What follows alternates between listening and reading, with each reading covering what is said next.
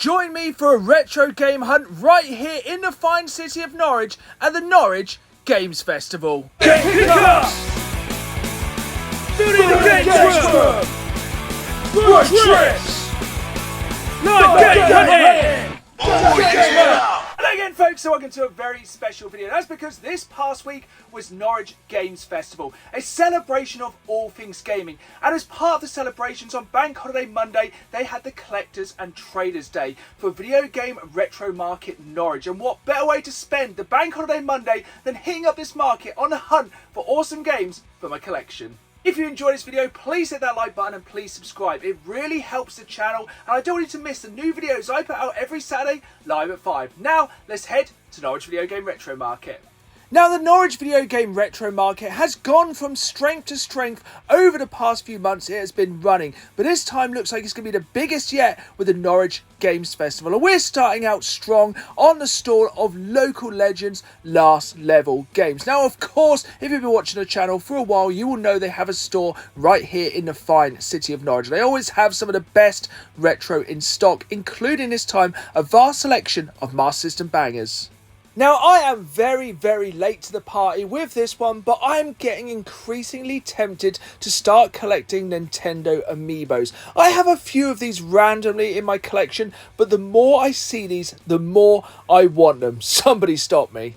Now, when I hunt at any video game market, I am primarily looking for retro games, and more specifically CIB retro games. And more often than not, it is easier to find CIB Mega Drive games than it is CIB SNES games. Probably because these plastic cases have just stood the test of time a lot easier, and more often than not, they do have the manual. But unfortunately, this time Asterix did not have the manual, so I did pass. At gaming markets, you are often spoiled for choice, and just a little thing like the manual being missing means more often than not that I'll leave that game behind and hunt for some other. So I'm primarily on a hunt for retro games, but if I find a modern banger which I can't leave behind, like this one, Lego Jurassic World, you know I'm picking this up. I love these kind of bigger box cardboard special editions of Xbox One games, especially when they come with a little bonus item like this Lego Jurassic Park. This Lego game is probably my favourite Lego game of all time, being a Jurassic Park fan, so I had to grab it.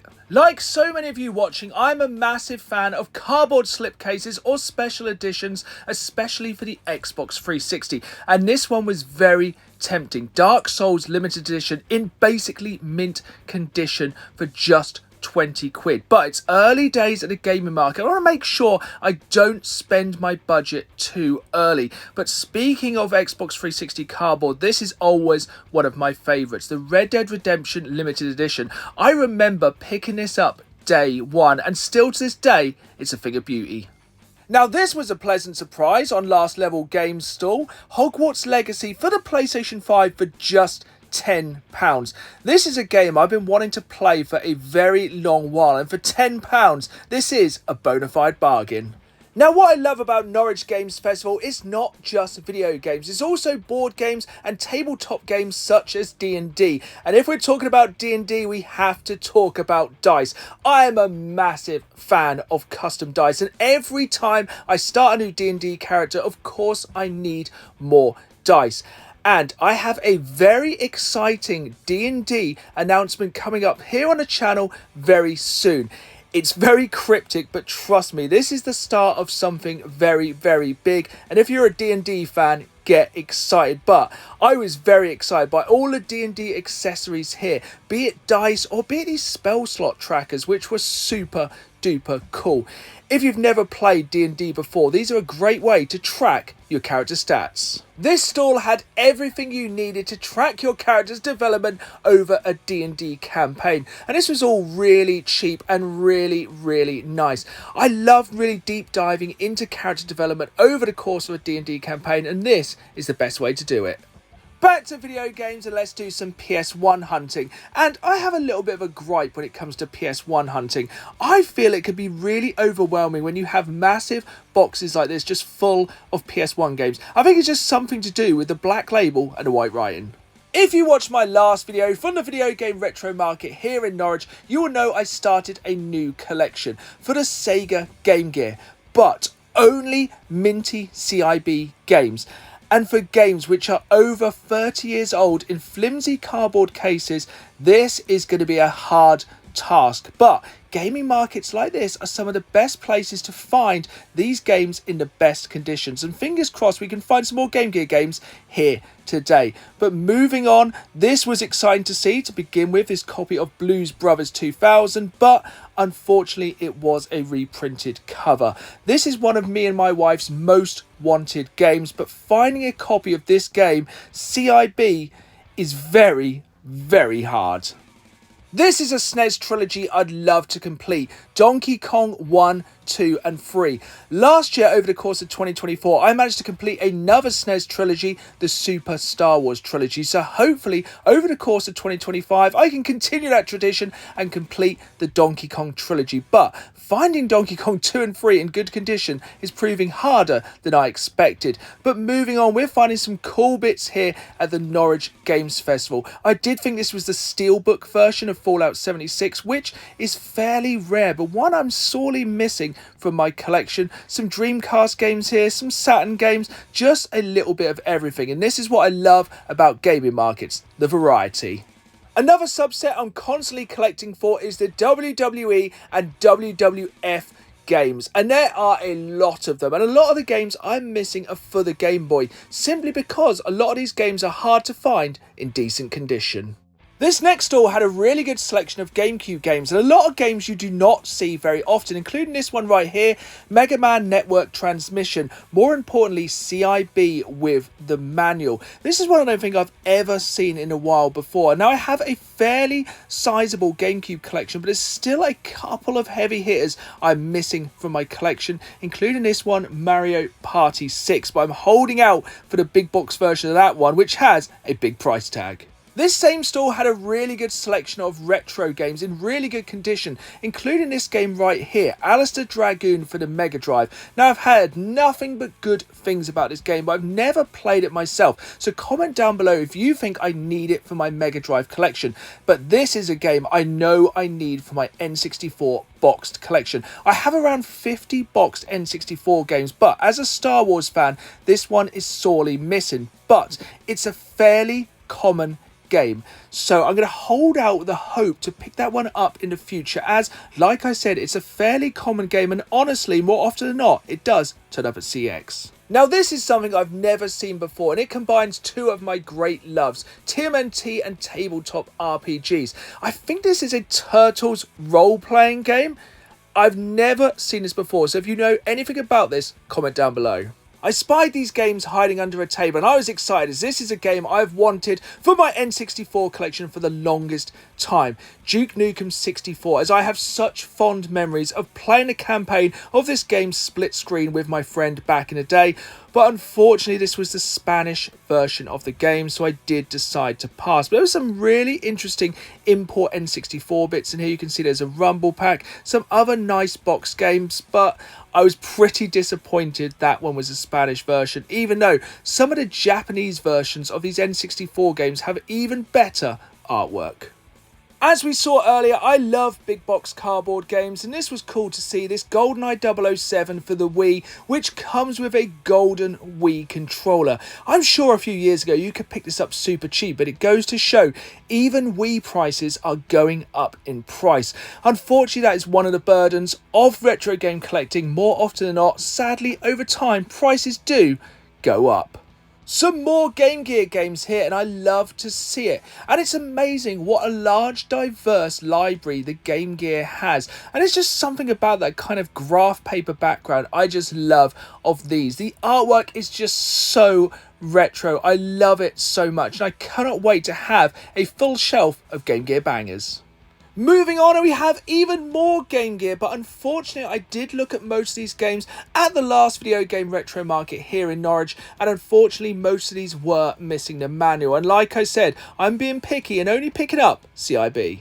It was cool to see some retro and modern toys here at Norwich Games Festival, and more importantly, some TMNT toys. There were some really good figures here, both modern and retro, but this big box set up here is one I've had my eyes on for a very long while, and 110 is surprisingly a really good price for that one. But this is a set of figures I've never seen before. And gotta admit, I was tempted to pick these up. To pick up all 4 brothers for 60 quid would have been really cool, as these make a really cool display piece, but I did decide to pass for now. Pokemon fans were in for a treat here at the Norwich Games Festival, as there was not just Pokemon games, but an absolutely massive selection of both modern and retro Pokemon cards. And both my wife and my good friend Dan were in their element here, as they are both avid Pokemon card collectors. But there was some really cool stuff here, and honestly some stuff I myself was very tempted to pick up, including these empty box theme decks. Now, when I first started collecting Pokemon cards back in the day, in the OG days, this was how you picked up your starter deck, picking one of these decks around your favourite Pokemon. And even though these were loose boxes, they were very tempting, as I think they were asking £10 to £15 for the loose ones, but this sealed one, I just didn't even ask the price of this one. But regardless, these would make really cool display pieces for anyone's games room. Speaking of display pieces, you may notice when you watch my videos, behind the sofa I have a shelf full of Pokemon card chests. Now, this is my wife's collection. She picks these up, but she keeps them sealed. And today she was very happy to manage to pick up another one of these sealed Pokemon chests for a really good price. For 30 quid you get this chest along with 8 packets of cards. It's a great way to build a collection. Speaking of packs, check these out. Original Pokemon card booster packs.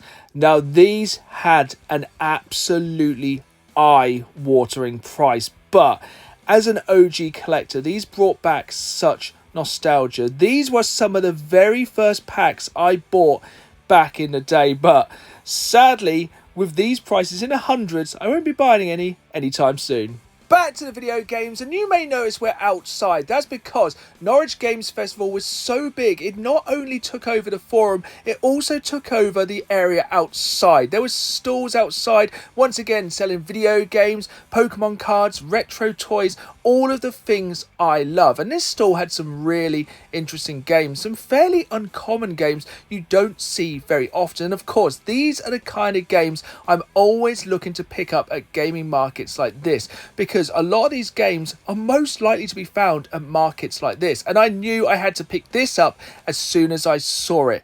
This kind of black transparent PS1 DualShock controller, and I think I have the blue and the red one in my collection already, but I have never seen the black one before. And I know the time to buy is the time you see something, and I didn't know if I'd ever see this again, so I just knew I had to pick it up. I got it for a really good price, and honestly, I'm getting close to having a full PS1 colour controller collection.